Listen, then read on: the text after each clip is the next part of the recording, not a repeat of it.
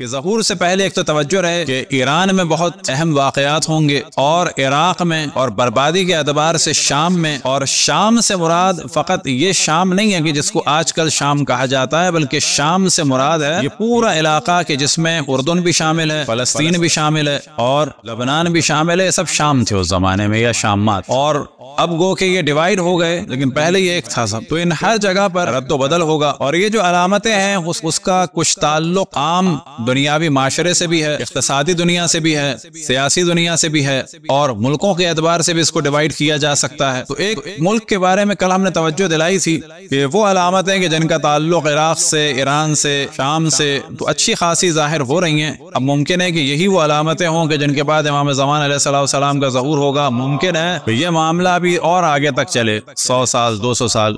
اب اس کا علم تو صرف اللہ سبحانہ و تعالیٰ کو۔ البتہ ہمارے یہاں روایتوں میں یہ ہے کہ یمانی، خراسانی اور سفیانی ایک دم سے جو ہے وہ دنیا کی اسکرین کے سامنے ایک ساتھ نظر آئیں گے، یعنی کہا جا سکتا ہے کہ میڈیا پہ ایک دم سے آ جائیں گے۔ اب ان میں ایک حسنی ہوں گے، انہی میں پھر ایک قتل ہوگا حجاز میں نفس زکیہ کا، وہ بھی سادات حسنی میں سے ہوں گے، اور انہی میں سے پھر ایک شخص ہوں گے جن کا نام ہوگا مصری۔ اب یہ مصری نام نہیں ہے، یاد رکھیں، مصری ایک نسبت ہے کہ ایک اہل بیت کا چاہنے والا جو ہے وہ مصر سے ہوگا۔ صلوات پڑھیں بر محمد والے محمد۔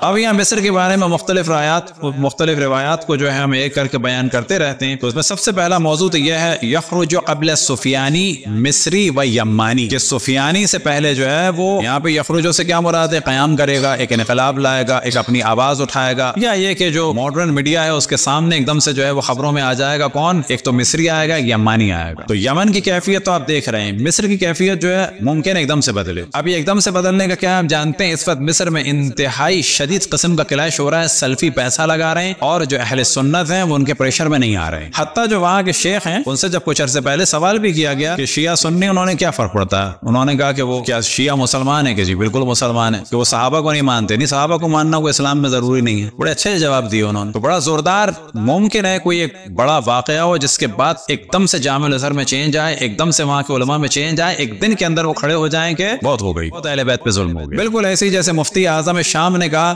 کہ ہم سے چھپایا جاتا تھا حسین کے قتل کو، ہم سے چھپایا جاتا تھا اہل بیت رسول کی مظلومیت کو، کیوں چھپایا جاتا تھا ہم سے، کیوں ہمیں نہیں بتایا جاتا؟ بالکل ویسے ہی جیسے کہ اگر آپ سرچ بھی کریں، شیخ قبیسی UAE کے اس وقت کے مفتی تھے، ابھی کچھ عرصے پہلے تک UAE کے، انہوں نے ٹی وی پہ کھل کے کہہ دیا کہ تمام عالم اسلام میں جو فتنہ ہوا اس نے معاویہ نے کیا۔ یہ چیزیں اچانک ہو رہی ہیں کہ جس سے توقع نہیں کی جا سکتی تھی، وہ کہہ رہے ہیں کہ یہ فتنہ جو ہے معاویہ نے کیا۔ تو مصری جو ہے وہ ایک دم سے ظاہر ہوگا، کہاں پر؟ مصر میں ظاہر ہوگا۔ ایک اور علامت ظہور کی ہے قتل اہل مصر امیرہم، اہل مصر اپنے امیر کو قتل کر دیں گے۔ اب یہ واقعہ جو ہے وہ پہلے بھی ہو چکا ہے، اور یہ واقعہ انوار السادات کے زمانے میں بھی ہو چکا ہے کہ انہوں نے اپنے امیر کو قتل کر دیا۔ ممکن ہے یہ ہو، ممکن ہے اب کچھ اور ہو۔ پھر ایک لکھا ہے روایتوں میں ہے ظہور المغربی بمصر۔ اب یہاں پر ڈسکشن کیا جا سکتا ہے کہ مغرب سے کیا مراد ہے؟ عام طور پہ کہا جاتا ہے کہ یہ ویسٹرن کنٹریز والے، لیکن مغربی سے ایک اور مراد بھی ہے۔ عربی میں مغرب کہتے ہیں کس کو؟ مراکش کو۔ یہ الگ موضوع ہے بالکل، اس کو ڈسکس نہیں کرتے۔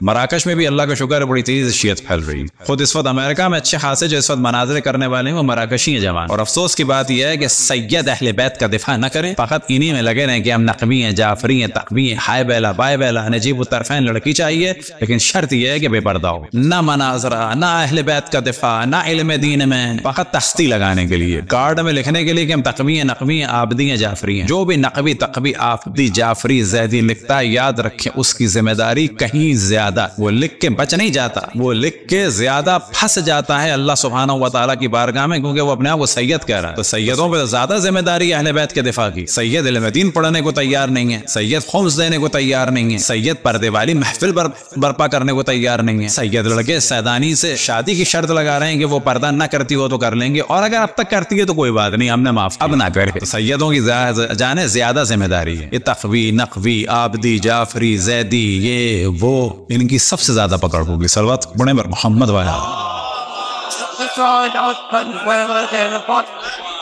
اب یہ بات کوئی شیخ کہتا تو سب پیچھے پڑ جاتے کہ شیخ صاحب جل رہے ہیں، لیکن یہ ذمہ داریاں یاد رکھیں، سیدوں کو زیادہ توجہ دینی چاہیے کہ اپنے بچوں کو تیار کریں علم دین کے لیے، علم دین کے لیے نہیں تو کم سے کم کہیں کہ کسی بھی طریقے سے اہل بیت کا دفاع کرو، مال کے ذریعے، میڈیا کے ذریعے، کسی بھی ذریعے سے، علمی طریقے سے۔ اور مصر والے کیا کریں گے؟ شامات پہ قبضہ کر لیں گے، یعنی یہ مصر جو ہے بڑھ کے آگے جائے گا۔ اب ممکن ایک جنگ ہو، مصر والے جو ہیں وہ شام تو بٹ ہی رہا ہے، آپ دیکھ رہے ہیں، وہ بھی ایک حصہ لے۔ دخول رایات القیس والعرب والغرب الى مصر۔ اب قیس سے کیا مراد ہے؟ اس میں اختلاف ہے۔ قیس والوں کے پرچم اور غرب والوں کے پرچم جو ہیں مصر میں داخل ہو جائیں، اور غرب والوں کے پرچم سے کیا مراد ہوتا ہے؟ جیسے کہ فلسطین کے بارے میں بھی ہے کہ روم والے جو ہیں وہ داخل ہو جائیں گے کہاں پر؟ رملہ میں۔ یہ بھی ایک علامت ظہور کی کہ یورپین فوجیں رملہ میں آ کر کوئی کیمپ لگائیں گی وہاں پر۔ اب رملہ کو عام طور پہ ہمارے لوگ کہتے ہیں رام اللہ، نا رام اللہ الگ ہے، تقریباً 52 مائل الگ ایک جگہ ہے، چھوٹا سا علاقہ ہے، وہ رملہ ہے۔ رملہ الگ ہے، رام اللہ الگ ہے۔ اب یہ رملہ میں ممکن ہے کوئی کیمپ بنے، ایک دم سے دنیا کے میڈیا کے سامنے آئے گا کہ جی مثال کے طور پر فلانے ملک کی یورپ امریکہ کی فوجوں نے جا کے جو اپنا بیس بنا لیا ہے کہاں پر؟ اس علاقے میں۔ ہمیں وہ نام بھی سمجھ میں نہیں آئے گا، لیکن بعد میں تحقیق کریں گے پتہ چلے گا عجب یہی وہ جگہ ہے جو ہے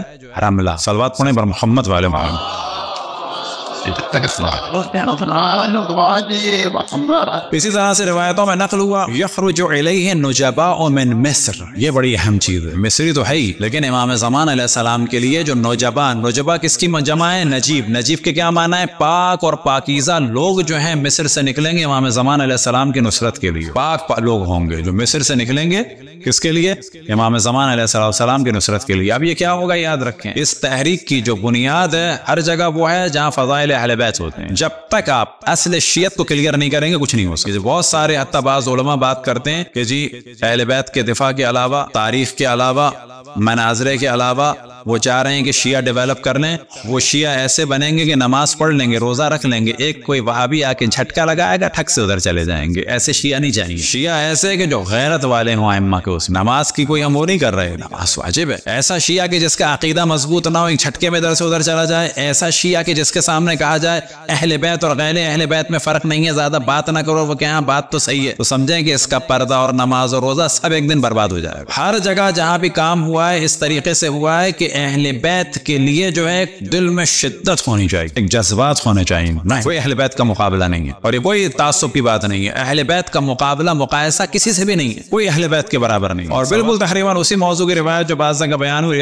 یخرج اہل الغرب مصر واذا دخلوا تلک امارۃ السفیانی، کہ جب یہ مغرب والے مصر میں داخل ہو جائیں گے۔ اب یہاں سے واقعاً ایک ریلیشن سا نظر آتا ہے کہ مغرب والے داخل ہوں گے یعنی یورپ والے، اور یورپ والے جب داخل ہوں گے تو انہی کا ایک آدمی جو ہے کہ جس کے لیے روایتوں میں نقل ہوا کہ وہ ابو سفیان کی نسل سے ہے، لیکن اس کے گلے میں سلیب ہوگی، اس کے ماموں وغیرہ سب عیسائی ہوں گے۔ تو روایت میں یہ ہے کہ یہ لوگ داخل ہوں گے مصر میں، اور پھر اس کے بعد یہ قبضہ کر لیں گے شام کے بعض علاقوں میں، اور یہیں سے جو ہے سفیانیت کا سلسلہ شروع ہوگا۔ وَيَخْرُجُ قَبْلَ ذَلِكَ مَن يَدْعُو لِآلِ محمد، اور اسی دوران ایک دم سے ایک شخص اٹھے گا۔ یہ شخص کون ہوگا؟ انہی نجبا میں سے ہوگا۔ یہ شخص کون ہوگا جس کو روایتوں میں مصری کہا گیا؟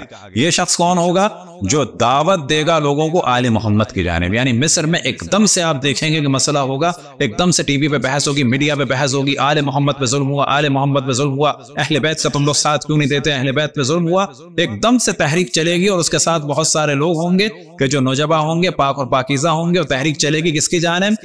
یدعو لآل محمد، یہ سب کے سب دعوت دیں گے آل محمد کی جانب سے۔ اسی دوران جو واقعات ہوں گے تو یہ ذہن میں رکھیں کہ یہاں پر جو اس وقت امریکہ میں عیسائی ہیں یا یورپ میں عیسائی ہیں، یہ کون ہے؟ عام طور پر مثال کے طور پر رومن کیتھولک ہیں، اور کون ہے؟ انگلینڈ وغیرہ کی جانب پروٹیسٹنٹ، یہ سب نئے ہیں، ان کا عموماً جو ہے وہ اتنا تاریخ اتنی پرانی نہیں ہے ان کی پروٹیسٹنٹ۔ پرانے کون ہیں؟ پرانے جو ہیں گریک آرتھوڈاکس ہیں کہ جن لوگوں کا غلبہ جو ہے وہ شام وغیرہ میں تھا پہلے، یہ پرانے ہیں، ان سے پرانے ہیں۔ اور کون ہیں؟ قبطی عیسائی پرانے ہیں کہ جو مصر میں ہیں۔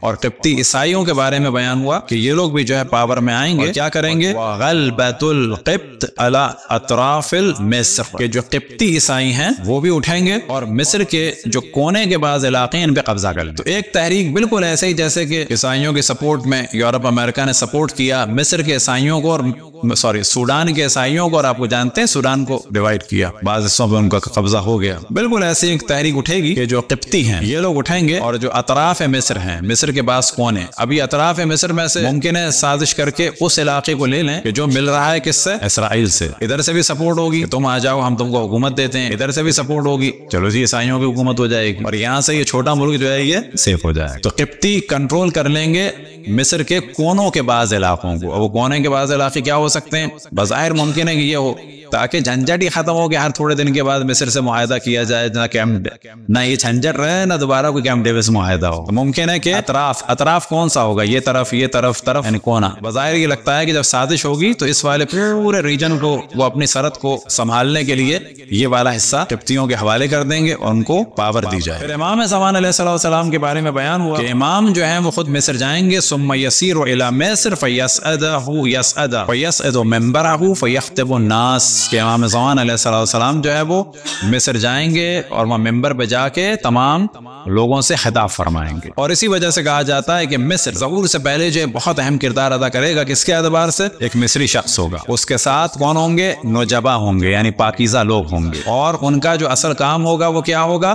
یدعو الی آل محمد, آل محمد کی جانب دعوت دیں گے. آل محمد کی جانب دعوت جو ہے, یاد رکھیں اس کے بغیر دین اسلام کا کام نہیں ہو سکتا. جو یہ سوچتا ہے کہ فضائل اہل بیت آل محمد کے دفاع اور دشمنان آل محمد کے مذمت کے بغیر اگر وہ اسلام کا کام کر سکتا ہے تو وہ بالکل غلط فہمی میں ہے. بعض دفعہ لوگ ہمارے سوچتے ہیں مثلا اس ڈیبیٹ کا فائدہ نہیں. یاد رکھیں جو کام اس وقت تیونس میں ہوا, الجزائر میں ہوا, مراکش میں ہوا, کس کے ذریعے سے ہوا؟ تیجانی صاحب جیسوں کے ذریعے سے ہوا ہے کہ جنہوں نے حقائق کو بیان کیا ہے کہ ہائے ویلا بائے ویلا, ہوش میں آؤ کہ اہل بیت پہ کیا ظلم ہوا. تیجانی صاحب جیسوں نے کیا ہے کہ خداوند تبارک و تعالیٰ کو طول عمر عطا فرمائے. کس نے کیا ہے یہ مثال کے طور پر ایک سوڈانی ہے, انہوں نے کیا ہے. نائجیریا میں کس نے کیا ہے؟ شیخ ابراہیم زغزاکی جیسوں نے کیا ہے. اٹھے اور اس کے بعد بیان کیا کہ یہ کیا ہو رہا ہے, جس مذہب اور مکتب کے خلاف تم لوگ زہر اگل رہے ہو یہی تو تھا جو رسول چاہتے تھے. تم لوگ کہاں حکومت کی جانب چلے گئے, اہل بیت علیہ السلام پر ظلم کر کے تم ظالموں کو سپورٹ کر رہے ہو. تو اس وقت بہت ساری جگہ تحریکیں چل رہی ہیں, یاد رکھیں. اور افسوس کا مقام یہ ہے کہ انڈیا پاکستان میں غفلت ہے بہت زیادہ. غفلت کس اعتبار سے؟ یعنی صحیح معنی میں اہل بیت کے مقام کو بتا کر اور لوگوں کو اہل بیت کی جانب لایا جائے. اصل کام یہ, اور یہی وہ کام ہے جس سے امام زمان علیہ السلام کی فوج میں اضافہ ہوگا. اور اس وقت تیونس میں, الجزائر میں, مراکش میں, مصر میں, بہت سارے علاقوں میں کہ جو ان مبلغین نے مؤمنین بنائے ہیں, شیعہ بنائے ہیں, وہ ماشاءاللہ اس وقت تقریباً 40-50 لاکھ میں پہنچ چکے ہیں, اور تدریجاً جو ہو رہے ہیں وہ بڑی شدت سے کام کر رہے ہیں.